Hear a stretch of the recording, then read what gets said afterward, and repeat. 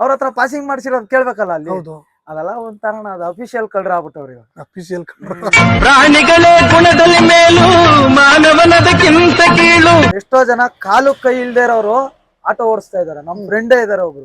ಯಾರ್ಯಾರ ಜೀವನ ಏನಂತ. ನನಗೆ ಇನ್ನೊಂದು ಹೇಳ್ಬೇಕಣ್ಣ, 3 ಜನ ಮಕ್ಕಳು ಅಣ್ಣ ನನಗೆ. ಹೌದಾ? ಅಯ್ಯೋ ನಮ್ಗೆ ಹಿಂಗಾಗ್ಬಿಟ್ಟು ಎಷ್ಟೋ ಮೆಸೇಜ್ಗಳು ಕಾಟಾರೆ ತಳಕಾಗಿಲ್ಲ. ಅಯ್ಯೋ ಹುಡುಗಿರೆಲ್ಲ ಮೆಸೇಜ್ ಮಾಡ್ತಾರ.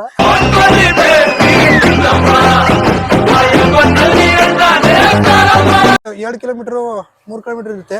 500 ರೂಪಾಯಿ ಕೊಡಿ, 600 ರೂಪಾಯಿ ಕೊಡಿ. ಇದನ್ನ ಕೇಳ್ತಾರೆ, ಇದನ್ನ ಯಾಕೆ ಕೇಳಿಲ್ಲ ಅಂತ ನನ್ನೇ ಕೇಳ್ತಾರೆ. ಈಗ ಅದಕ್ಕೆ ಉತ್ತರ ನೀವೇ ಕೊಟ್ಬಿಡಿ. ಅಣ್ಣ ಕೆಲವೊಬ್ರು ಇದಾರೆ ಅಣ್ಣ, ಎಲ್ಲರೂ ಹಂಗೆ ಇಲ್ಲ. ಇವಾಗ ನಾನು 100 ರೂಪಾಯಿ ಆಗೋ ಜಾಗಕ್ಕೆ 200 ರೂಪಾಯಿ ಇಸ್ಕೊಂಡಿದೀನಿ. ಎಷ್ಟೋ ಜನ ಫ್ರೀಯಾಗಿ ಕೂಡ ಬಿಟ್ಟಿದೀನಿ, ಇಲ್ಲ ಅಂತ ನಾವ್ ಹೇಳೋದಿಲ್ಲ. ಆದ್ರೆ ಇವಾಗ ಈ ಕಂಪನಿಗಳೆಲ್ಲ ಬಂದ್ಮೇಲೆ ನಮ್ಗೊಂದು ಈ ಉಗ್ದಾಟ, ಈ ಜಗಳ ಇದೆಲ್ಲ ಬೇಡ ಅನ್ಸ್ಬಿಟ್ಟು ಎಲ್ಲಾರನ್ನು ನೆಮ್ಮದಿಯಾಗಿ ಅದ್ರಲ್ಲೇ ಓಡಿಸ್ಕೊಂಡಿರೋದು. ಅದ್ ಎಷ್ಟೇ ಬರ್ಲಿ ಎಷ್ಟೇ ಬಿಡ್ಲಿ ಯಾರನ್ನು. ಅಂದ್ರೆ ಕೆಲವೊಂದು ಸ್ಪಾಟ್ಗಳು ಇದಾವೆ, ಅಂದ್ರೆ ನಿಮ್ಗೆ ಗೊತ್ತಿರ್ಬೋದು, ಬೆಂಗಳೂರಲ್ಲಿ ಜನ ಕ್ರೌಡ್ ಇರೋ ಜಾಗದಲ್ಲಿ ಮಾಡ್ತಾರೆ. ಡಿಮ್ಯಾಂಡ್ಗಳು ಇರುತ್ತೆ. 5 ಬೇಳು ಒಂದೇ ಇರಲ್ವ, ಡಿಮ್ಯಾಂಡ್ ಇರುತ್ತೆ.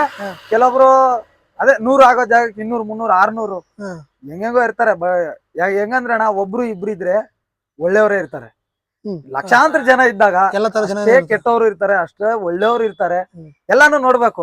ಬಟ್ ಎಲ್ಲಾದ್ರಲ್ಲೂ ನಮ್ನನ್ನು ಯಾಕೆ ಸೇರ್ಸ್ಕೊಳಲ್ಲ, ನಮ್ದು ಯಾಕೆ ಮಾತಾಡಲ್ಲ ಯಾರುನು? ನಿಮ್ಮಂತ ಒಳ್ಳೆಯವರು ಇದ್ದೀರಾ ನೋಡ್ರಿ, ಬಂದ್ಬಿಡ್ತು ನಮ್ ಗಾಡಿ ಇನ್ನೊಂದು. ಅದು ನಾನು, ಇದು ನೀನು. ನಮ್ದು ಎಷ್ಟೋ ಒಳ್ಳೆಯವ್ರು ಇರ್ತೀವಿ. ಅಂದ್ರೆ ನೋಡ್ರಿ, ಅವನು ಅಷ್ಟೇ ಒಂದು ದಿನ ಗಾಡಿಗೆ ಬಂದು ಇವಾಗ ಅವ್ನ್ ಬಂದು ಇವಾಗ ಒಂದ್ 2-3 ವರ್ಷ ಆಯ್ತು ನಿಮ್ ಜೊತೆಗೆ. 3 ವರ್ಷ ಇವಾಗ 3 ವರ್ಷ ಆಯ್ತು. ಅವ್ನ್ ನನ್ನ ನೋಡಿ ನಾನು ಆಟೋ ತಗೊಳ್ಳೇಬೇಕು, ನಾನು ಹಿಂಗೇ ಮಾಡಿಸ್ಬೇಕು, ಇದೆಲ್ಲ ಮಾಡ್ಬೇಕು ಅಂದ್ಬಿಟ್ಟು ಮಾಡಿಸ್ಕೊಂಡು 1 ಲಕ್ಷ ರೂಪಾಯಿ ಖರ್ಚು ಮಾಡ್ಕೊಂಡವನೆ ಗಾಡಿಗೆ. 2.5 ಲಕ್ಷ ಕೊಟ್ಟು ಗಾಡಿ, ಅದು ನಮ್ಮ ಅಣ್ಣವ್ರ ಹತ್ರನೇ ಇದ್ದಿದ್ದು. ಅದ್ ತಗೊಂಡು ನೋಡ್ರಿ ಆತರ ಎಲ್ಲ ಮಾಡಿಸ್ಕೊಂಡು ಅವ್ನು ಇವತ್ತಿಗಾದ್ರೂ 1 ರೂಪಾಯಿ ಎಕ್ಸ್ಟ್ರಾ ಕಾಸು ಬಿಡ್ತಾವನಲ್ಲ. ಬರ್ರಿ ಅವ್ನು ಬುಕಿಂಗ್ಸ್ ಅಷ್ಟೇ. ಮೀಟರ್ನ ಎಲ್ಲ ಬಿಸ್ಕೊಟ್ಬಿಡ್ತೀರಿ, ತಗೊಂಡೋಗ್ಬಿಡ್ಲಿ ಇಲ್ಲ. ಅದೇ ಇವಾಗ ಯಾಕೆ ಆರ್ ಟಿ ಓದವ್ರು ಹೋಗ್ಬಿಟ್ಟು ಅಲ್ಲಿ ಯಾಕಣ ಕೇಳೋದಿಲ್ಲ? ಅವ್ರ ಹತ್ರ ಪಾಸಿಂಗ್ ಮಾಡ್ಸಿರೋದು ಕೇಳ್ಬೇಕಲ್ಲ ಅಲ್ಲಿ. ಅದೆಲ್ಲ ಒಂಥರ ಅದು ಅಫಿಷಿಯಲ್ ಕಳ್ರ ಆಗ್ಬಿಟ್ಟವ್ರಿ. ಅಫಿಷಿಯಲ್ ಒಳ್ಳೆ ಟ್ಯಾಗ್ ಲೈನ್ ಅದು, ಅಫಿಷಿಯಲ್ ಕಳ್ರು.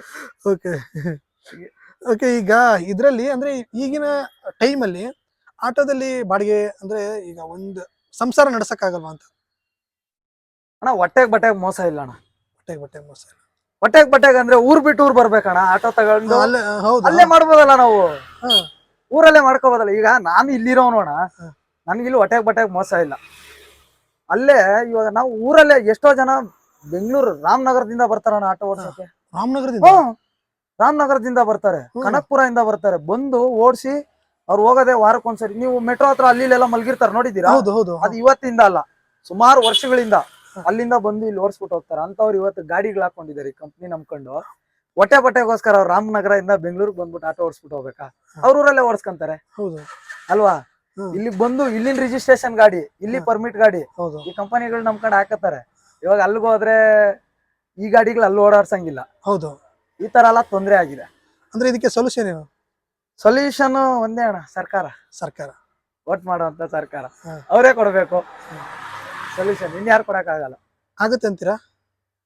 ಹಣೆ ಬರೋಣ. ಇಲ್ಲ ಅಂದ್ರೆ ಶಾಪ ತಟ್ಟೋದಂತೂ ಬಿಡೋದಿಲ್ಲ ಎಲ್ಲರಿಗೂ. ಯಾರು ಒಬ್ಬೊಬ್ರು ಇಬ್ಬಿಬ್ರು ಅಲ್ಲಣ್ಣ, ಎಷ್ಟೋ ಜನ ಕೈ ಕಾಲು ಇಲ್ದೇ ಇರೋರು ಆಟೋದಲ್ಲಿ ಇದಾರೆ, ನೋಡಿರ್ಬೋದು. ಎಷ್ಟು ಜನ ಕಾಲು ಇಲ್ದೇ ಇರೋರು ಬೈಕ್ ಟ್ಯಾಕ್ಸಿ ಓಡಿಸ್ತಿದಾರೆ ಅಣ್ಣ. ಎಷ್ಟು ಜನ ಕಾಲು ಕೈ ಇಲ್ದೇ ಇರೋರು, ಎಷ್ಟು ಜನ ಹೆಣ್ಮಕ್ಳು ಅದ್ ಇದ್ ಮಾಡ್ತಾ ಇದಾರೆ. ಎಷ್ಟು ಜನ ನಾವು ತೋರಿಸ್ತೀವಿ ಬನ್ನಿ, ಸಿಟಿ ಒಳಗಡೆ 1000 ಜನ ಹೆಣ್ಮಕ್ಳು ಆಟೋ ಓಡಿಸ್ಕೊಂಡು ಜೀವನ ಅವ್ರ ಸಂಸಾರ ನಡೆಸ್ತಿದ್ರು. ಎಷ್ಟೋ ಜನ ಕಾಲು ಕೈ ಇಲ್ದೇ ಇರೋರು ಆಟೋ ಓಡಿಸ್ತಾ ಇದಾರೆ. ನಮ್ ಫ್ರೆಂಡೇ ಇದಾರೆ ಒಬ್ರು, ಇಲ್ಲೇ ಬಿನ್ಮಂಗ್ಲದವ್ರು. ಕಾಲು ಇಲ್ಲ ಅವ್ರಿಗೆ, ಆದ್ರೂ ಆಟೋದಲ್ಲಿ. ಇಲ್ಲಿ ನಮ್ ಸ್ಟ್ಯಾಂಡ್ ಅಲ್ಲಿ ಒಬ್ರು ಇದಾರೆ, ಕಾಲು ಕೈ ಅಂದ್ರೆ ಕಾಲು ಎತ್ತಕ್ಕಾಗಲ್ಲ, ಎಲ್ಲ ಆಟೋದಲ್ಲಿ. ಅಂತವ್ರೆಲ್ಲ ಇದಾರೆ. ಅಂತವ್ರ ಮೇಲೆಲ್ಲ ಅವ್ರ ಶಾಪ ಎಲ್ಲ ತಟ್ಟದೇರೆ ಇರಲ್ಲ ಈ ಕಂಪನಿಗಳಿಗೆ.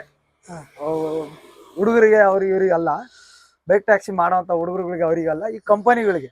ಅಂತವ್ರದೆಲ್ಲ ಶಾಪ ತಟ್ಟದೇರೆ ಅಂತೂ ಬಿಡಲ್ಲ. ಅಂದ್ರೆ ನಾನು ಅದೇ ಹೇಳ್ತಾ ಇರ್ತೀನಿ, ಏನಪ್ಪಾ ಅಂತಂದ್ರೆ ಈಗ ಹುಡುಗರಿಗೆ ಆಯ್ತು, ಈಗ ಏನೋ ಸ್ಟ್ರೈಕ್ ಬರುತ್ತೆ, ಇವರು ಆಟೋದವರು ಹುಡುಗರು ಹೊಡಿತಾರೆ, ಇವ್ರು ಅವ್ರ ಮೇಲೆ ಮುಗಿ ಬೀಳ್ತಾರೆ. ಇದಕ್ಕೆ ಇಬ್ರು ಕಿತ್ತಾಡ್ತಾರಲ್ಲ, ಇವ್ರಿಬ್ರು ತಪ್ಪಿಲ್ಲ ಅಂತ. ಅದೇ ಅಣ್ಣ, ನಾನು ಅವಾಗಿಂದ ಸಾರಿ ಹೇಳ್ತಾ ಇರೋದು ಕಂಪನಿಗಳಿಗೆ ಹೇಳ್ತಾ ಇದ್ದೀನಿ ಹೊರತು ಬೈಕ್ ಟ್ಯಾಕ್ಸಿ ಮಾಡೋ ಹುಡುಗರಿಗೆ ಬೈತಾ ಇಲ್ಲ, ನಾವು ಆಟೋದವ್ರಿಗೂ ನಾವೇನು ಹೇಳ್ತಾ ಇಲ್ಲ. ಒಟ್ನಲ್ಲಿ ಅದ್ರಿಂದ ಹೊಡ್ತಾ ಬಿದ್ದಿರೋದಂತೂ ನಿಜ. ಇವಾಗ ಎಷ್ಟೋ ಜನ ನಾನ್ ಬುದ್ಧಿವಂತ ಇದೊಂದೇ ಇಟ್ಕೊಂಡಿದೀನಿ. ಎಷ್ಟೋ ಜನ ಈ ಕಂಪನಿಗಳು ನಂಬಿ ಹೊಸ ಚಾರ್ಜಿಗಳು ಹಾಕೊಂಡವ್ರೆ. ಹೌದೌದು. ಅವ್ರ ಮೇಲೆ ಅವ್ರ ಹೊಟ್ಟೆ ಮೇಲೆಲ್ಲ ಹೊಡೆದವ್ರಲ್ಲ ಇವ್ರು. ಒಳ್ಳೇದಾಗ್ತದ ಕಂಪನಿ ಅವ್ರು ಹೊಡೆದಿರೋದು. ಹೌದೌದು ಕಂಪನಿ ಅವ್ರೆ. ಇವಾಗ ಏನೋ ಒಂದ್ ಬಿಟ್ಟಾಗಣ ಅವ್ರ ಎಲ್ಲ ಮಾಡೋ ಸಹಜ. ಇವಾಗ ನಾನು ಡೆಲಿವರಿ ಕೆಲಸ ಮಾಡಿದೀನಿ, ಅದ್ರಲ್ಲಿ ಏನ್ ಕಷ್ಟ ಇದೆ ಅಂತ ನನಗ್ ಗೊತ್ತು. ಇವಾಗ ಅದಕ್ಕಿಂತ ಬೆಟ್ರ್ ಏನಿದೆ ಅಂದಾಗ ನಾನು ಅಲ್ಲಿಗೆ ಹೋಗಿರ್ತೀನಿ. ಅದನ್ನೇ ಎಲ್ಲಾರು ಮಾಡ್ತಾವ್ರೆ ಹೊರತು ಬಿಟ್ಟಿರೋರು ಇವ್ರು ಅರ್ಥ ಮಾಡ್ಕೋಬೇಕು ಅದನ್ನೆಲ್ಲ. ಬಿಟ್ರು ಇಷ್ಟು ಸಿಟಿಗಳಿಗೆ ಇಷ್ಟು ಗಾಡಿ ಅಂತ ಬಿಟ್ಬಿಟ್ರೆ ಅದೇನೋ ಒಂಥರ ರೋಡಲ್ಲೂ ಬೀದಿ ಇವತ್ತಿಗೆ ಸಂಘನೂ ಓಪನ್ ಆಯ್ತು ನೋಡಿದ್ರಲ್ಲ, ಸಂಘ ಎಲ್ಲ ಓಪನ್ ಆಗಿದೆ. ಅಷ್ಟೆಲ್ಲ ಆಗ್ಲಿ ಒಳ್ಳೇದೇ. ಕಂಪನಿಗಳು ಅರ್ಥ ಮಾಡ್ಕೋಬೇಕು ಅದನ್ನೆಲ್ಲ. ಜನಗಳ ಪರಿಸ್ಥಿತಿನ ಪ್ರಮುಖ ವ್ಯಕ್ತಿ ಅರ್ಥ ಮಾಡ್ಕೋಬೇಕೆ ಹೊರತು ಜನಗಳ ಪರಿಸ್ಥಿತಿನ ಜನಗಳೇ ಅರ್ಥ ಮಾಡ್ಕೊಳ್ಳಲ್ಲ ಯಾವತ್ತಿದ್ರು. ನಮ್ ಸ್ವಾರ್ಥಕ್ಕೋಸ್ಕರನೇ ನಾವು ಬದುಕೋದಲ್ವಣ. ಸ್ವಾರ್ಥಕ್ಕೋಸ್ಕರ ಜನ ಬದುಕ್ತಾರೆ. ಬಟ್ ಎಲ್ಲಾ ಜನರದ್ದು ಯೋಚನೆ ಮಾಡ್ಬೇಕಾಗಿರೋದು ಪ್ರಮುಖ ವ್ಯಕ್ತಿಗಳಿಗೆ, ಕಂಪನಿ, ಸರ್ಕಾರ, ಜನಪ್ರತಿನಿಧಿಗಳು, ಇವ್ರು ಯೋಚನೆ ಮಾಡ್ಬೇಕು.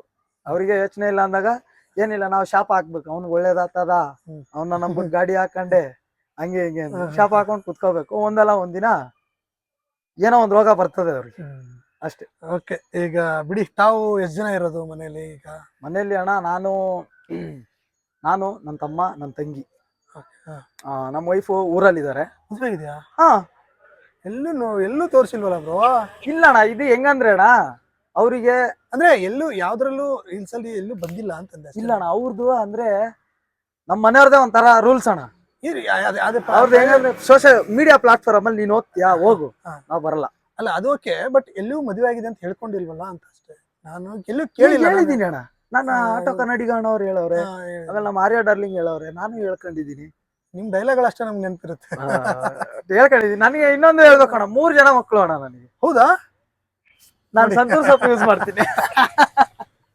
ಅದೊಂದು ಕಂಟೆಂಟ್ ಮಾಡೋಣ ಅಂತಿದ್ದೀನಿ. ನನಗೆ 31 ಅಣ್ಣ. ಸೇಮ್. ಹೌದು. ಹಾಯ್ 92 93ನಾ? ಹಾ, ಸೇಮ್ ಏಜ್. Okay, 31 age.